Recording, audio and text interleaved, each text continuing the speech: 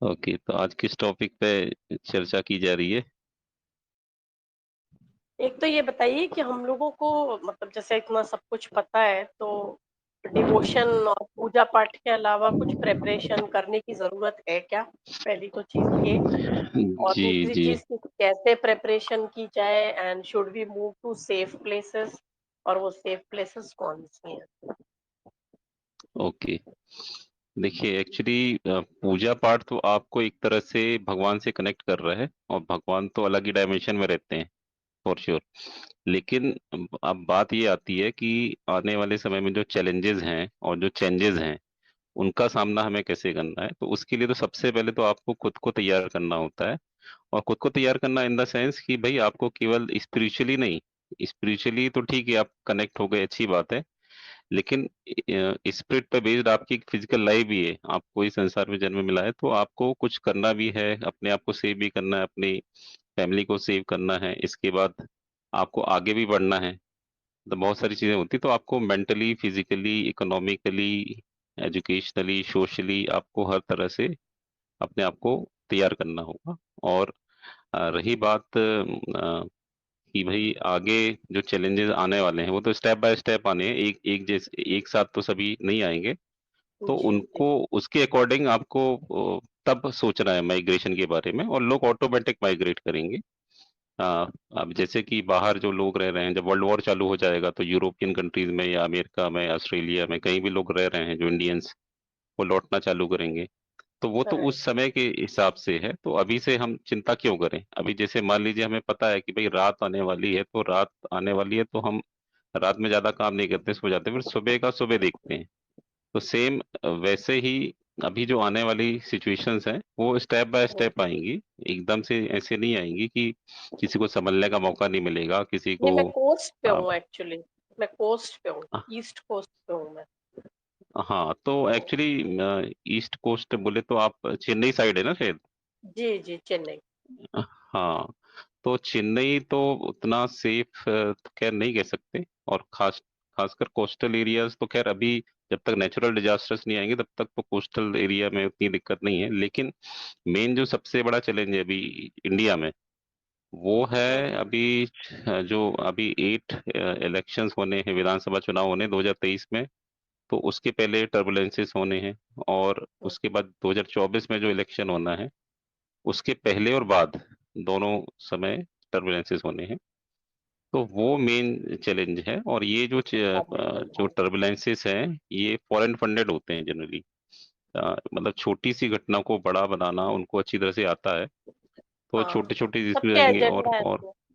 हाँ, सबके अलग अलग एजेंडा है। अभी आप ये समझ लीजिए कि यहाँ पे जितने भी पंथ हैं, विचारधारा हैं, मत हैं, सबका अपना अपना एक फंडा है, सबका अपना अलग अलग अलग एजेंडा है। कोई छोटा सा कल्ट ले लो, चाहे वो आप बड़ा पंथ ले लो, चाहे वो बड़ा मजहब ले लो, तो ये सभी के अपने अपने एजेंडे हैं, सभी अपने अपने हिसाब से सोच रहे हैं, तो सभी अपना अपना कर्म करेंगे। बात ये है, तो करना तो सभी को है।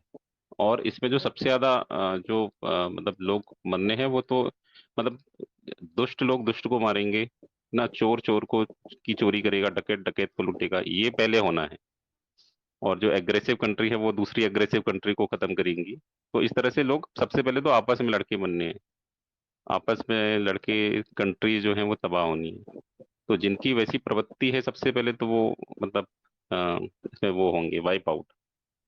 और अभी तक जितने मतलब चीजें हुई हैं, जिनका जस्टिफिकेशन नहीं हुआ है, या फिर अन्याय हुआ है लेकिन उनका न्याय नहीं हुआ है, तो वो सभी का कर्म फल भोग होना है। क्योंकि हर चीज का एक मैच्योरिटी पीरियड होता है। तो भाई जब जैसे इंडिया का इन्वेशन किया जा रहा था, तब उसका कर्म भोग नहीं हो पाया। हाँ, लेकिन जी। अब जो है वो सबका कर्म भोग होना है। मतलब जितने भी अन्याय अत्याचार हुए हैं इस देश में, इस देश के लोगों में, तो उन सबका न्याय होना है अभी। मतलब एक समय ऐसा आएगा कि वो सब, मतलब लोगों का सब्र का बांध टूटेगा, और जो इनका पाप का घड़ा भरेगा, तो पाप का घड़ा फूटेगा, लोगों का सब्र का बांध टूटेगा, तो वो सब चीजें तो होनी है। उसको मतलब रोका नहीं जा सकता। और परिवर्तन के लिए, और एक्चुअली क्या है ना, देखिए ह्यूमन रेस इस तरह से थोड़ा ढीठ टाइप की है कि छोटे मोटे चीजें होती हैं तो उसको फर्क नहीं पड़ता, मतलब मास अवेकनिंग नहीं होती है। मतलब जब बड़े स्तर पे चीजें नोटिस ही होंगी, नहीं बड़े करते स्तर, हैं, वो नोटिस ही नहीं करते हैं छोटी मोटी चीजों को। हाँ लोग एडजस्ट कर लेते हैं। देखिए क्या है ना हम्म। कि लोग एडजस्ट कर लेते हैं। यदि जैसे कोई किसी मतलब जिले में, किसी सिटी में कुछ होता है, तो लोग शुरू में थोड़ा विरोध करते हैं, ऑनलाइन आके विरोध जता देंगे, रैली निकाल लेंगे, प्रदर्शन कर लेंगे, फिर उसी शैली में फिर वो आ जाते हैं। मतलब वो एडजस्ट करना जानते हैं। तो हर चीज में एडजस्ट ही किया है। जैसे यहाँ पे जितने भी इनोवेशंस हुए हैं, यदि जनता जागरूक होती, वो एक एक पत्थर भी उठा लेती है, एक एक लाठी उठा लेती है, तो वो विदेशी लोग तो भाग जाते हैं ना। लेकिन यहाँ के लोग मतलब वैसे नहीं थे। और बाकी वर्ल्ड में भी ऐसा है, मतलब बाकी वर्ल्ड में भी इनोवेशन हुए हैं। तो भाई कैसे हुआ, और वो यहाँ पे कहते इंडिया हैं में जब सबसे तक बड़ी, मेरे घर पे फर्क नहीं पड़ता ना, तब तक मुझे फर्क नहीं पड़ता, बाहर हो रहा है ना मुझे कोई फर्क नहीं हाँ पड़ता। हाँ, वो वाला हाँ हाँ, थॉट है। एग्जैक्टली एग्जैक्टली, ये मेंटेलिटी जो है ना, ये कश्मीर और बंगाल को ले डूबी। कश्मीर और बंगाल में दो चीजें जो है ना, वो बहुत खतरनाक थी, जिसके कारण वहां पे लोगों का पतन हुआ। कश्मीर और बंगाल दोनों में एक दो कॉमन फैक्टर हैं। पहला कॉमन फैक्टर है कि भाई वही वाली मेंटेलिटी कि भाई मुझे तो कोई प्रॉब्लम नहीं है, मेरा तो चल रहा है, बाकी दुनिया में होने दो क्या हो रहा है। दूसरा, एक वहां पे आपने देखा होगा कि वहां पे टेंट्रिज्म जो है, तंत्र मंत्र बहुत ज्यादा यूज किया जाता था, जिसका इल इफेक्ट हुआ बाद में। लोग अपने ही फैमिली वालों पे तंत्र मंत्र उपयोग करते थे, हाँ, अपने घर बंगाल वालों का के तो रिश्ते, आइडिया है मुझे। हाँ बंगाल में तो रिश्तेदारों, होता है इस टाइप का। हाँ तो उन्होंने इतना ज्यादा तंत्र मंत्र यूज किया। तो फिर बाद में जो इन्वेडर्स आए, तो इन्वेडर्स की बॉडी को उन्होंने होस्ट बनाया और उन्हीं पे आक्रमण किया। तो ये चीज लोगों को समझ में नहीं आती है कि भाई आप किसी विद्या का गलत उपयोग करते हो।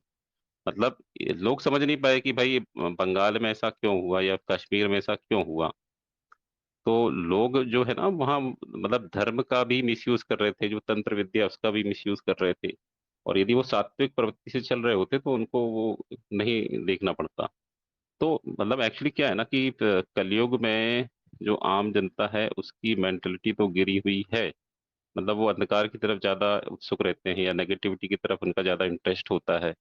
तो इसी कारण तो ये सब हुआ। नहीं तो यदि इंडिया में लोग धार्मिक प्रवृत्ति के होते तो इन्वेशन जो है नलीफाई कर देते, या फिर इन्वेशन होता ही नहीं। भाई यदि ये मतलब देखिए क्या है कि कोई भी व्यक्ति या फिर कोई भी देश किसी पे आक्रमण कर रहा है, तो उसका एक खुद की सोच होती है, दूसरा जो सुपर नेचुरल पावर्स हैं वो भी उस पे उसकी हेल्प कर रहे होते हैं। अब जिस तरह से आप, फॉर एग्जांपल आप मतलब जैसे कि अब कोई व्यक्ति है, उसको जल्लाद जो है या फिर कसाई है उसको फांसी देता है या कुछ देता है, तो जल्लाद का तो वो काम हो गया, क्योंकि उसको वो करना है। यदि वो होगा नहीं तो फिर वो न्याय कैसे होगा। तो वैसा हो जाता है सिस्टम। तो लोगों को कर्म का फल का भोग तो करना पड़ता है। हाँ लेकिन अब जो इन्वेशंस हुए, मैं इसको जस्टिफाई नहीं कर रहा हूँ इन्वेशंस को, जो इन्वेशंस हुए उन्होंने भी एक तरह से गलत काम किए, बहुत सारे गलत काम किए, तरीके से गलत काम किए, तो उनका अब सफाया होना है। अभी तक नहीं हो पाया, कोई कर नहीं पाया, क्योंकि वो जागरूकता नहीं आई थी। ना ही वो मतलब एक तरह से जो कहते हैं ना आत्मबल, वो नहीं आया था। और वैसा कुछ टाइम भी नहीं आया था, क्योंकि वो तो कर्म का लेखा जोखा तो आपको दिखता नहीं है, वो तो आकाशिक रिकॉर्ड में रहता है कि भाई किसने क्या किया। एग्जैक्टली अब भाई आप यदि देश के साथ गद्दारी करोगे, है ना, आपने पड़ोसी के साथ गद्दारी करोगे, अपनी फैमिली वालों के साथ तंत्र मंत्र करोगे, तो भाई आपको क्या मिलेगा उसका नतीजा। तो वो सेम चीज होती है। तो इसलिए हमें एक तो धार्मिक प्रवृत्ति का तो बनना चाहिए, दूसरा एक अपना जो जिस भी लोकेलिटी में अपन रह रहे हैं उसको लेके सजग रहना चाहिए कि भाई यदि वो सेफ नहीं है तो माइग्रेट कर जाओ। लेकिन यदि ये सेफ है तो आप उनको सबको साथ में लेके चलो, एकजुटता दिखाओ। मतलब संगठन की शक्ति जो है ना, वो कलयुग में बहुत उसकी बड़ी महत्ता कही गई है।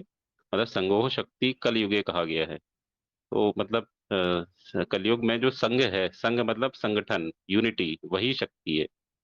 तो आपको यदि मान लीजिए वैचारिक मतभेद हैं, किसी से, पड़ोसी से हो सकते हैं, घर वालों से हो सकते हैं, तो उसका ये मतलब नहीं है कि आप खराब समय में उसकी हेल्प मत करो। तो समय आने पे हमें मतलब प्रायोरिटी सेट करनी पड़ती है कि दो खराब लोग हैं, उसमें से कौन कम खराब है, तो उसका साथ दो। मतलब ये होना चाहिए प्रायोरिटी। चलो ठीक है, आपका पड़ोसी गड़बड़ हो सकता है, या फिर आपके रिश्तेदार भी गड़बड़ हो सकते हैं, या फिर आपका फ्रेंड सर्किल में कोई गड़बड़ हो सकता है। तो जब संकट की परिस्थिति आती है तो उसमें आपको ये नहीं देखना होता था कौन गलत था, किसने गलत किया था। उसमें ये देखना होता है कि दो बुरे लोग हैं, उनमें से कौन कौन व्यक्ति जो है कम बुरा है। ये चीज आपको चूज करनी होती है। जब आपके पास बेस्ट ऑप्शन नहीं होता है तो बेटर ऑप्शन देखना, मतलब कि चलो ठीक है ये बेस्ट तो नहीं है लेकिन ये बेटर है, तो वहां पे आपको जाना। तो वे सेम चीज है, यदि आपको लगता है कि आपकी लोकेलिटी अनसेफ है तो आपको माइग्रेट करना चाहिए, मतलब समय आने के पहले कर लो तो और अच्छी बात है। और यदि सेफेस्ट प्लेसेस देखो यदि इंडिया में, तो सेफेस्ट प्लेसेस तो कुछ ही राज्य हैं जो ज्यादा सेफ रहने वाले हैं, बाकी राज्यों में तो खैर चीजें होनी है, और ये स्टेप बाय स्टेप इंटेंसिफाई होंगी, मतलब एकदम से नहीं होंगी, मतलब लोगों को बराबर मौका मिलेगा, बराबर टाइम मिलेगा कि लोग माइग्रेट भी हो सकें, लोग अपने आप को सही सुरक्षित स्थान पे पहुंचा सकें और एक क्लोज कम्युनिटी डेवलप कर सकें। जैसे कि इंटरनेट वगैरह और वो सब तो अभी चालू रहना है लंबे समय तक, लोग मतलब अफवाह फैलाते रहते हैं कि भाई इंटरनेट बंद हो जाएगा, ये होगा वो होगा ना, लोग अपने अपनी तरह से इंटरप्रेट कर रहे हैं।